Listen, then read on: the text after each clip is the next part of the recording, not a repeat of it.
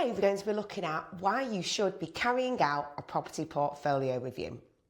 So, a property portfolio review is an assessment of all the properties owned by an individual or a business to evaluate their performance, risks and alignment with financial goals.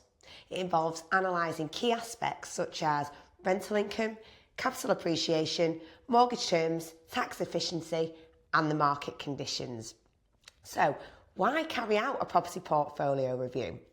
Firstly, to optimise performance. Ensure properties are generating the best possible returns and identify any underperforming assets. Risk management. So, assess exposure to market fluctuations, any tenant issues or even any economic downturns. Tax efficiency. Review ownership structures and tax liabilities in order to maximise savings. Financing review.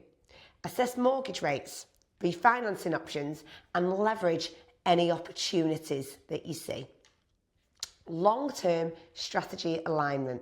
So ensure the portfolio meets evolving financial goals such as retirement planning, passive income or any capital growth. Market adaptation. Adjust holdings based on market trends, any regulatory changes or even any economic shifts.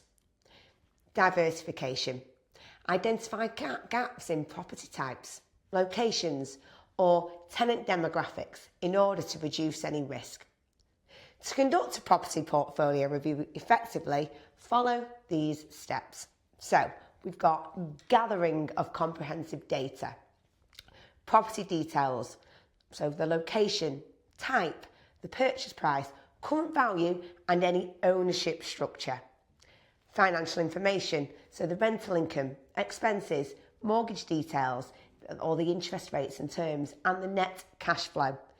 Market data, so the current market value, rental demand and any local economic trends which are going on. The EPC rating. Ensure legal compliance, cost savings, marketability and sustainability. Secondly, assess performance metrics. So you're looking at the rental yield. To calculate this, you take the annual rental income, divide it by the property value and times by 100. Then compare this with market averages to gauge competitiveness. Looking for capital growth, so evaluate property appreciation over time. Look at the cash flow analysis. Review net income after expenses, ensuring a positive cash flow. Thirdly, review financing and debt strategy. So evaluate mortgage terms and interest rates, consider refinancing options for any better rates, assess debt to equity ratio in order to optimise any leverage. Number 4, analyse risk exposure. Vacancy rates. So examine tenant turnover and the rental demand. Look at the maintenance and repairs. Anticipate upcoming costs and budget accordingly. Economic and regulatory risks. Consider market downturns and changes in property laws. Number 5, tax efficiency check. Review ownership structures, i.e. personal, joint, or even if you've got them through a limited company, and all these are for tax advantages. Evaluate tax deductions and capital gains implications. Consult a tax advisor in order to maximise these benefits. Number 6, strategic alignment with goals. Determine if the property supports your financial goals. Is it for the passive income, long-term growth, or even retirement planning? Rebalance the portfolio if necessary. Sell any underperforming properties or diversify into different locations or even the property types. Number 7, market analysis and forecasting. Research local market trends, rental demands and any price forecasts.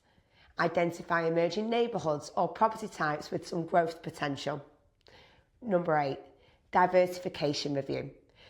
Assess the property types, locations and the tenant profiles. Ensure diversification to minimise risk. So you may have a mix of residential, commercial or even some short-term rentals within that portfolio. Number 9, action plan and implementation. Sell or hold decisions. So identify properties to sell, to keep hold of or to upgrade. refinancing or reinvestment. Use equity for new investments or to improve your existing properties. Expense optimisation. Negotiate contracts or switch suppliers in order to reduce those costs. Number 10, regular reviews and adjustments. Conduct reviews annually or when significant market changes occur. Continuously adapt strategies to meet changing financial goals and market dynamics. So in carrying out regular portfolio reviews, whether that be annually or when market conditions change, this helps property investors make informed decisions and maximise their investments.